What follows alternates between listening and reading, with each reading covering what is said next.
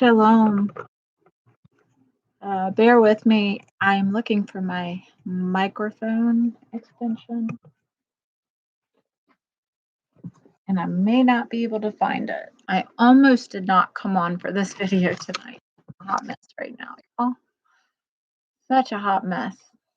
But I'm gonna keep looking and give a few minutes for those who get a notification to pop on in. Okay?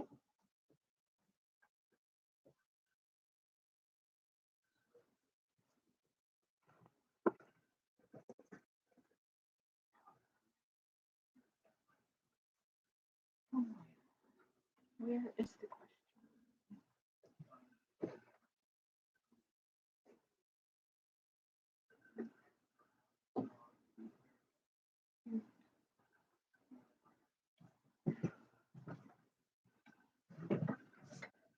Okay. Looks like we're doing this without the microphone. So I pray you all can hear me. Make sure everything's working. I do not have a whole lot of time as my Wi-Fi situation kind of goes in and out. So I'm going to kind of get right into it. And those who come along and watch later, I pray that you are blessed, that it's a barakah to you. So, yeah, so I am Amalia, the Salt and Light Gypsy, as the channel says. And today's video is really, I just want to share some things from my heart. And I had such a beautiful Shabbat today that felt really led by the Ruach HaKodesh to just share with you some revelation that I received, some insight and encouragement. Yeah, I really do. It's not going to be structured really. It will be when I write about it. It will be structured so that you can digest what I'm sharing a little bit better. So I'll get right into it. And of course, first I'm going to give all glory and praise to Yahuah. So thank you, Abba Yahuah. Thank you for reminding me to come on and to share this with your beloveds. I just thank you so much for your mercy, your grace, and your compassion. I thank you because you're so good to bring refreshing when it is needed. And so I pray that you would just fill my mouth with your words as I submit to you now. And I ask the Ruach HaKodesh to fill me up so that your light would shine forth and through this video. I pray that you would just barakah it, bless it, give me your favor, that it should go forth to your people, these words this night. For I love you, I serve you, and I give all glory, praise, and honor to you in Yahushua HaMashiach's name. So just, fill my mouth with your words, Abba, and help me to correctly articulate that which you would like said to your people tonight. In Yahushua's name, Achamin. All right, so I'll get right into it.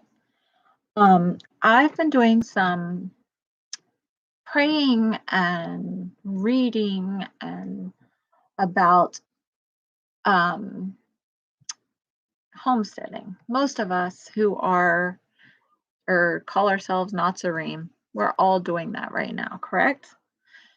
We're all doing a little bit of reading and searching about returning to that ancient path of living a more natural life, stepping away from the technology, returning to the roots of really growing our own food, taking care of animals, stewarding the land, the animals, the things that Yahuah has given us and provided for us here, right?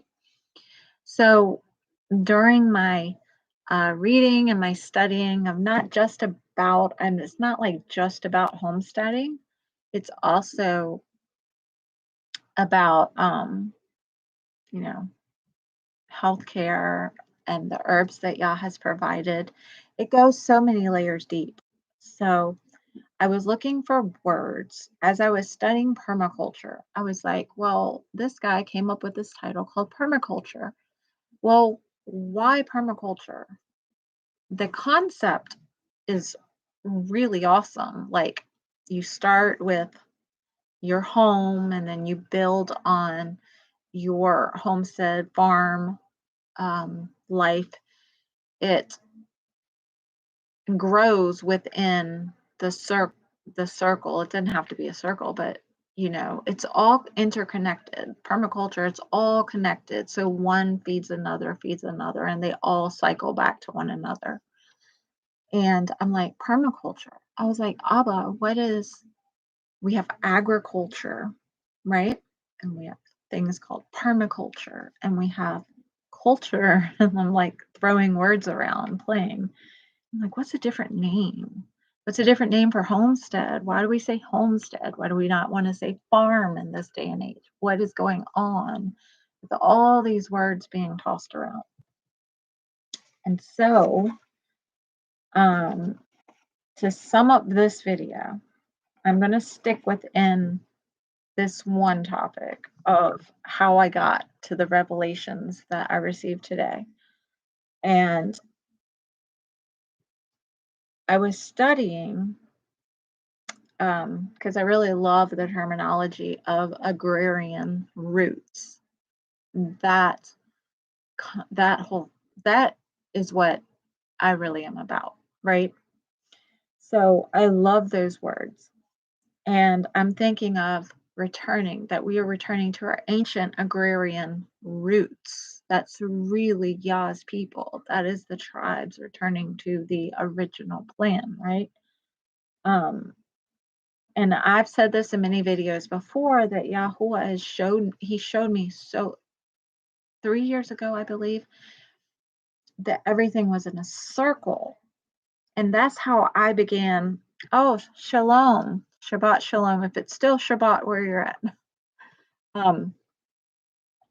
But a long time ago, this is way before I saw the diagram of the Mishkan, the tent of meeting or tabernacle in the wilderness that was circular.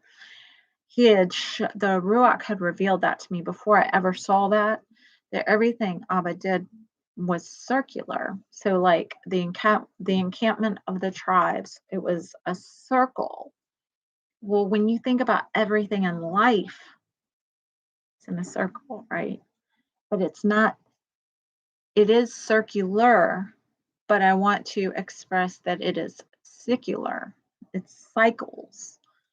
And we know that the enemy mimics everything. He flips it, So when Yah has cycles, the enemy is trying to create circular, like a circular economy. I know you've probably heard that lately. Okay.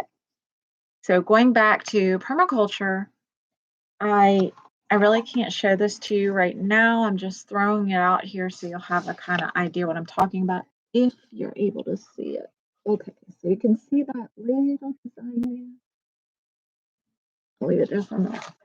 So what I've got is I drew a permaculture circle with many little circles where each one is interconnected. And that's where my journey started today. I was praying, I was reading a paper about a book called Apostolic Farming, and that paper, along with several other papers and many other people involved, led me to what I'm sharing today. So some of this is their words, just so you know, so I'm not taking credit for their stuff. But we know that farming, and I don't like the word farming, but I'm just going to use it. Farming, a vision of farming as a path to holiness, Kodeshah, right? Farming is a way of communing with Yah. Okay. I was thinking Yah is a Yah of order. So orderly systems and stewardship. That's his thing. He wants us to be good stewards. If you look at the parable of I forgot which one it was. I'm just talking off the top of my head, but I'm not getting into the parables, but you know what I'm talking about. Okay, so anyway, going from there, I was studying the word Roe, which is RO'EH, which is keeper and shepherd. This word was connected to Abel. Oved, which means tiller of the ground, and servant was connected to Cain. Typically, we don't get that picture when we hear the story of Cain and Abel, right? So I was thinking and meditating on those things, connecting it to homesteading. And let's see, where was I reading? I wrote this down. Working our way back to go forward is kind of the same as knowing the end from the beginning, or that the last will be first. We know Yahuah is the artist, the architect, and the designer of all, correct? Well, wisdom, who was with Yah at the beginning, executed things as Yah developed them or created them, right? So the vision of farming or agrarian life, as if we just lay the foundation as our path to Kodeshah, right? To holiness. And then I wrote, the way that Catherine Doherty said in her book, Apostolic Farming, the agrarian roots are really the way, quote unquote, of communing with Yah. Because farming, or being a tiller of the ground, or a shepherd, is an act of love, Yahuah's love, and a way of life, right? So she equals, actually, I'm trying to remember how I got there. Okay, let me rewind a little bit. We are the temple. The 22 letters of the Hebraic alphabet are in our DNA. I'm not going into that. There's a lot there you need to study. If that's the case, doesn't that mean that all of Yah's creation should have something to do with those letters, right? And you know what? I'm actually going to flip over here for 1 second. Bear with me because I want to look at, where was it? I'm so sorry, y'all. This is really a fly by the seat of my pants video because, okay. So I was reading this article about apostolic farming, and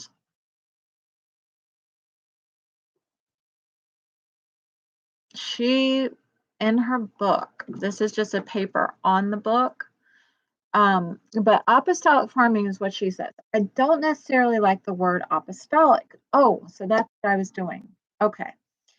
I was like, how did she come up with apostolic farming? Well, she came up with that terminology because, and we're talking years upon years ago, apostolic meant, I'm trying to say, it was one who lives the truth. And because being an apostle is, quote unquote, one who is sent on a special mission. That's how I got there. I was trying to remember how on earth did I get to what I'm about to share. Okay. So That's an apostle, correct? Well, when I heard that, I was like, sent one. Ding, sent one. Light bulb went off. Gimel. And I was like, whoa, that's cool. Gimel. Hebraic alphabet. Gimel. One who carries a message or a burden back and forth to deliver and retrieve. It represents a camel. It represents redemption. It represents a watered garden, trenches, and ditches. So I was like, Gimel, farming? Wait a minute. Focus here. I'm going somewhere with this, I promise. Gimel is a picture of us walking and sojourning as strangers and aliens in this current world. The way in which we walk this life out will show us fit or unfit for the reign of the Master.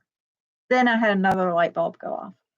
As we walk and others see it, continue to listen. They will either be gathered to the same goal or their pride will get in the way of them following in the footsteps of Messiah Yahusha. That was like light bulb moment, because Yah is restoring, okay? He's restoring.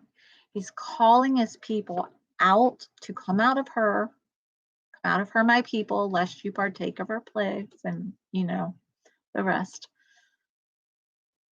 That's more, it's multi-level, it's spiritual and physical. But many of us know that we are being called out of the cities. We know that we're being called into tribe.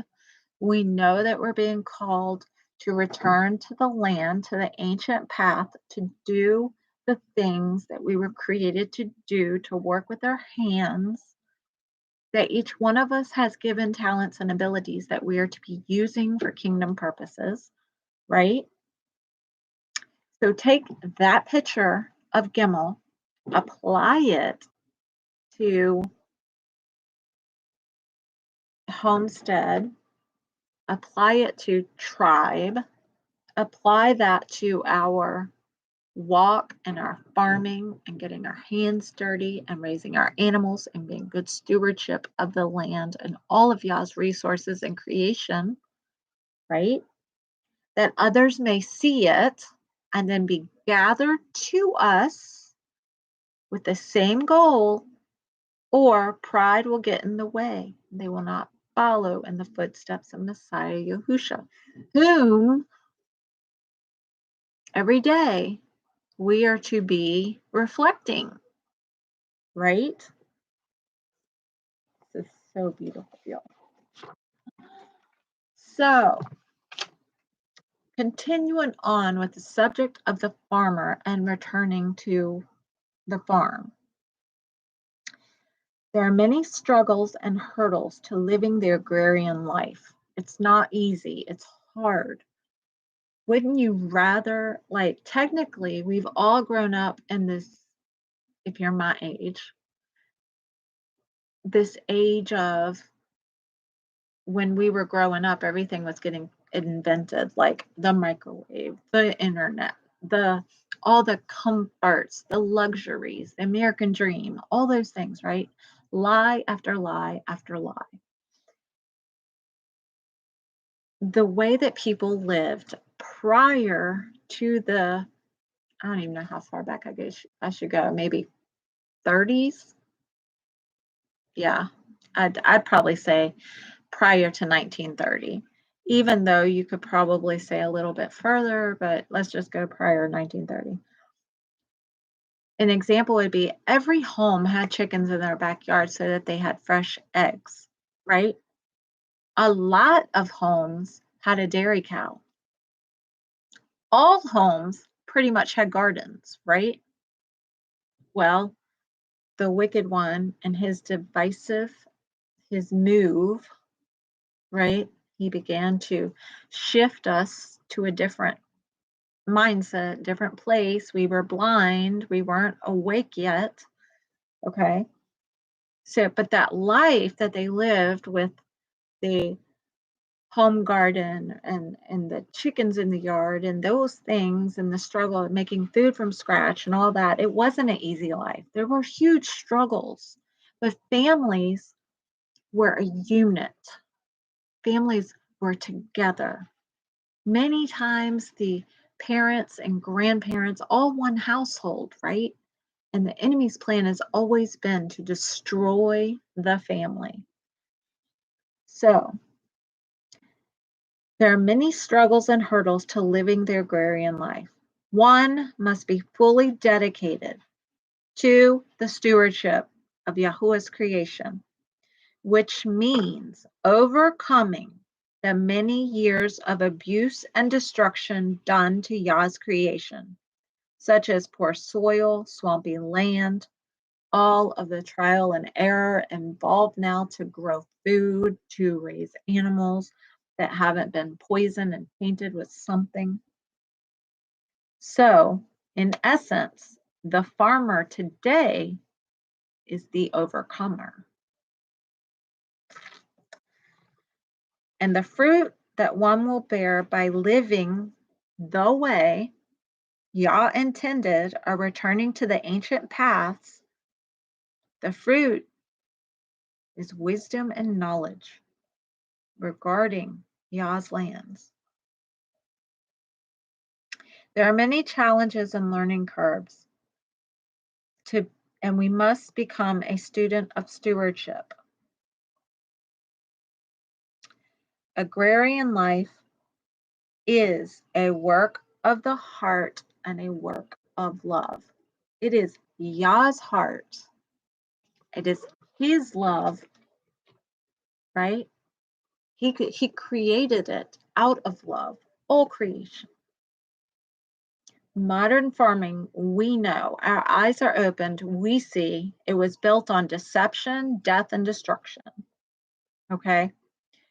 Yah's way is truth, love, life, and stewardship. Right? The other way that has been implemented for so long brings sickness to the body, mind, and soul. When Yah is doing a thing now where He is restoring body, mind, and soul, but not just to the individual. He's doing it to His people, His tribes, His creation. He is bringing restoration. We know that it comes in the end, right? So we are to live out the original plan for creation in Bereshit, Genesis. A farmer, okay, think of the servant. Yah has been telling me so much about the many different faces of a servant. There's a silent servant. There is a simple servant. There is a humble servant. There is a wise servant. There's a gentle servant, right? I think of like the 9 fruits of the Ruach HaKodesh as servants almost. Those are the characteristics to exude, that we are to exude. So a farmer preserves and serves, restores rather than pollutes and poisons. It preserves land and animals and creation. So by living the truth of Yahuah Elohim's created order, structure, a farmer helps to restore Yah's plan and helps draw men and women by being the example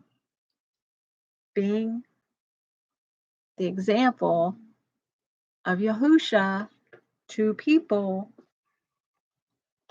in essence, draws them in, right? So, getting to the good stuff. So by returning to the ancient agrarian path, one will recognize through humility and meekness that our lives are not our own. And by living this way, Yahusha comes alive within us. Did you hear that? Did you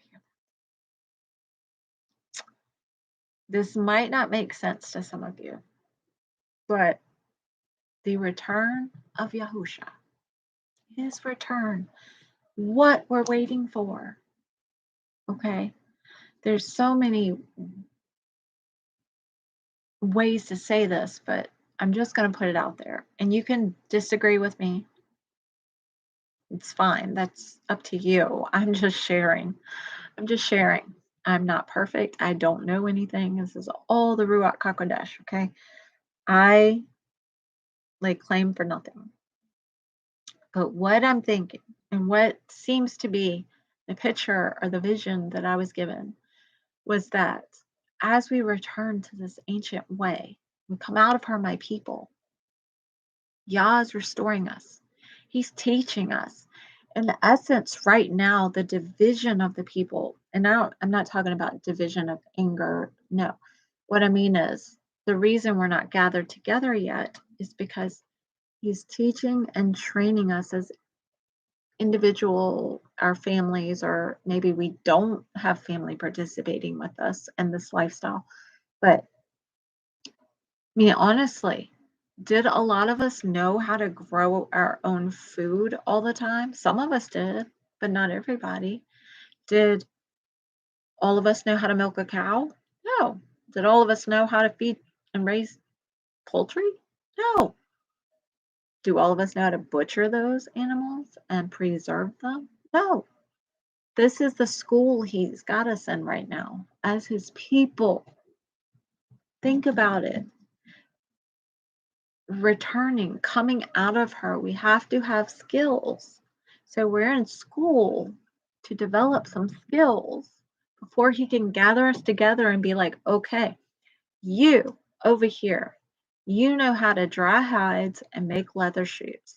You over here, you know how to do this. Get the tribe together, designate the gifts and the talents, just as they did in the wilderness, like when they were building the tabernacle.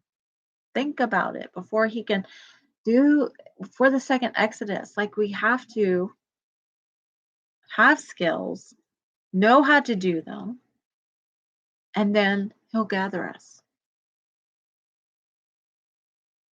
The part I'm pointing out, though, is that Yahusha comes alive within us as we are living this lifestyle, as we let go of the technology, as we get rid of the modern conveniences, as we change our clothing to wear 100% linen, 100% wool, as we learn to grind our own grain once again, as we grow a fig tree and an almond tree and learn how to prune and to care for these things. As we do this, Yahusha comes alive in us, the manifestation of our Messiah. It is the restoration of the tribes, the regathering, and it is in the fashion of returning to the roots and living the way that Yah truly intended his people to live and to have stewardship of all of his creation. This will bring about the manifestation of Yahusha in us. And as I was meditating on this today, I said, oh, the picture is, it all funnels together. It funnels together. Like the word, his people, his land, the skills, the submission, surrender, everything that we have been learning funnels together. And what does that funnel look like? Oh, beloveds, it's love, it's serving, it's stewardship, it's the birth canal, It's the narrow way. It's the road to Eden, New Yerushalayim. The manifestation of Yahusha and his people as the light bearers.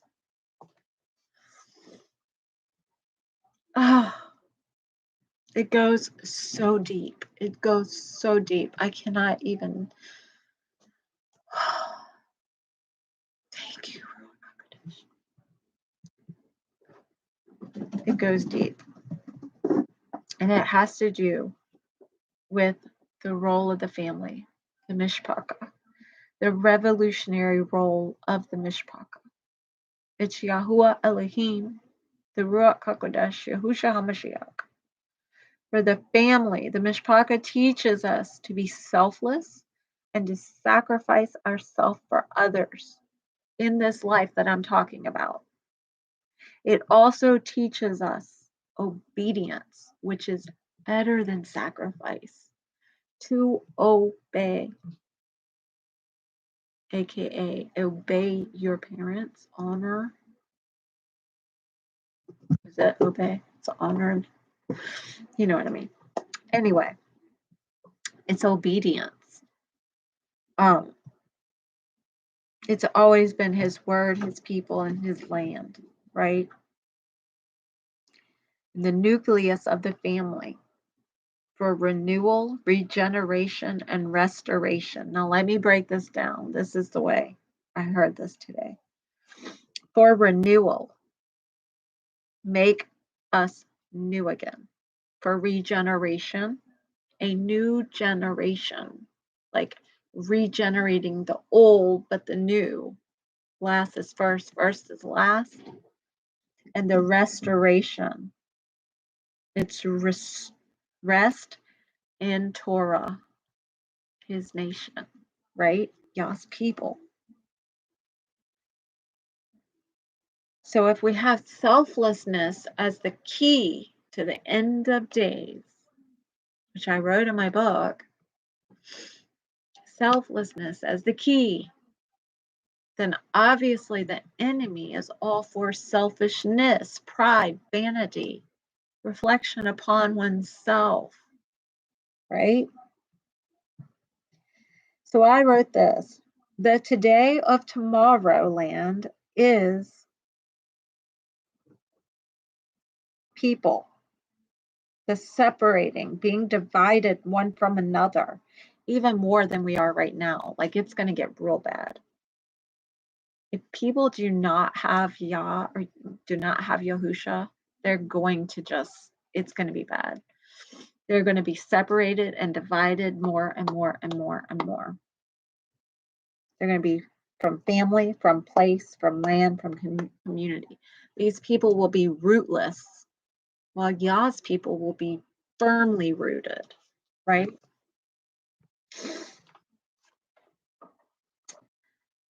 So, the well-rooted life, the existence, is one deeply rooted in Yahuah, Yahusha and the Ruach HaKodesh, thus expanding roots to life, family, land, creation, animals, and community, the common unity of the brotherhood. And then Yah began me just to give me some, or teach me a little bit about home, like what a home was intentionally meant to be. And if you read scripture, he says, I am angry with them. I can't remember where, I think it's in 2 Esdras, but they decorate their houses. He says he's angry with them because they decorate their houses. That always comes to me when I think about homes now, because it's pride, it's consumerism, it's vanity, right? Home was to be a place for production of goods and beautiful things, right? For it's supposed to be. Yah created the world whole and orderly. Nothing in his creation is disposable. It all fits together. It's fundamental intimacy and it is existed by his love. Or today, a home is a shell. That's it. It's just a shell. It's a place where people return to consume, to indulge, and to sleep. Everything is outsourced in a home today. Yah is saying enough, enough. I'm not having it anymore. My people are not going to live like this. You're not going to outsource in your homes. You're not going to be divided. You're not going to be apart. He's bringing it back. He's restoring. And it's not just it's on a personal level, and it's on a tribe level. It's so beautiful because the enemy, everything in the family has been fragmented, right? It's all been fragmented. Our existence, we were meant to have things overlap and overlay each other. Like my being Amalia, right? Mother, wife, servant of Yah, daughter of Yah, scribe of Yah, gardener, shepherd, all these things were meant to overlay, which brings me back to permaculture because that's of Yah. It's like all of it to overlay, not like it has been, whereas you have school, work, job, all in these little compartments, right? It's not meant to be that way. It's not the way it's supposed to. It doesn't flow. It doesn't flow, right? So basically, in this video, I am still putting this all together, but the biggest takeaway is that the manifestation of Yahusha in us, when we are all gathered together, once we have all learned the skills Yah is training us to learn and delivering us from the lies and the deceptions that we have just had because we've lived blindly for so long, he's bringing us out of it. Because farming, in essence, let me read how she wrote it because this is so perfect. She says, whoever is in love with Yah must, incarnate, live out their love immediately. She terms the sort of farming that her place engages in as apostolic farming because it was a sent one on a special mission, which I term as Gimel because that's exactly what it is. She says, apostolic farming necessitates a closeness to and a tenderness for the land and animals. The apostolic farmer is one who seeks to make a farm richly productive by the simplest means and the least possible amount of money. It requires living in the truth, right? Living in the truth. And many don't want to hear the truth right now. They want you to, shh, don't tell me that. Shh, I don't want to hear that. Shh, I want things back to normal. Shh, right? I want to encourage you. Today, Shabbat, I walked around the field praising Abba Yah, praising him because of his goodness, because of his love, because of his patience. Because he gave me such a revelation of the return of Messiah. And we have to come out of her. I know there are many who say this, and it's the truth. But it's not. Examine your life where you're at right now and remove the things that you know that Abba's been telling you to remove, that you have maybe hesitated on. Because you know what? I did that. I'm guilty of that. I said, I prayed to Yahuah for linen clothes. I prayed to Yahuah for wool, right? He provided linen clothes. He provided some wool. Yet, because I was like, it doesn't match. It's cold. maybe I can't wear that together, or it's too big. These are all excuses. Because you know what Yah said to me? I don't care if it's mismatched. I gave you what you asked for. It's linen. My people will be dressed in linen and wool. My people need to wear true, like, clothes, not synthetic fibers meant to kill you, right? And I'm just using that as one example. So it caused me to go back to my closet and to not accept, to not compromise, because this is a test. Everything that we have, everything that he is telling us to do is pretty much a test to see if we will compromise on the smallest thing. Because I have to go in my closet and take out the 45%, 50, even though to me, there's really not anything biblically wrong with cotton and linen blends. So don't think that I'm saying that. I'm not saying that. What I'm saying is, for me personally, he told me 100%, not 50, 45. He told me to do that. For you, it might not be that issue. It might be, I told you to throw away your microwave. It's killing you. For you, it might be, I told you to go out into your yard in the city and dig a hole and plant some seeds, and I'm going to teach you how to garden. Yah said, right? It could be something like that, because we're all in different places. But whatever it is, let us not turn that voice off. Let us not compromise and think it's a small thing, because nothing is small when it comes to Yah. It is obedience that is better than sacrifice. So don't sacrifice the lesson for the comfort. And I am taking a hard look at myself right now thinking about this. And I know that my house is out of order. And I am praying to Yahuah to show me my role to bring it into his order. Because it's not all, we're not all on the same page here. We're just not. It's just me most of the time doing the feast by myself.